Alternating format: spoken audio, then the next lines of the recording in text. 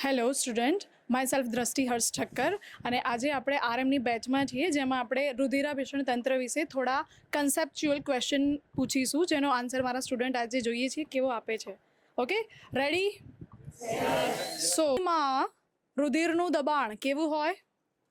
ધમનીમાં રુધિરનું દબાણ શિરાની સાપેક્ષે વધુ હોય છે કારણ કે ધમનીમાં મધ્યસ્તર શિરાની તુલનામાં જાડું હશે અને એ મધ્યસ્તર કોનું બનેલું હોય? સરળ સ્નાયુઓ અને એમાં સ્થિતિસ્થાપક તંતુઓ રહેલા હશે.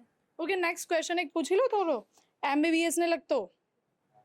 ધારો કે તમારી સામે ડેડ બોડી છે અને તમારા ડૉક્ટરે કીધું, તમારા પ્રોફેસરે કીધું કે તમને રુધિરવાહિની પકડાઈ અને પૂછ્યું કે તમે એને પ્રેસ કરો અને આન્સર આપો કે આ ધમની છે કે શિરા. કેવી રીતે નક્કી કરશો? એ દબાઈ જશે તો શિરા હશે અને જો નહીં દબાય તો ધમની હશે.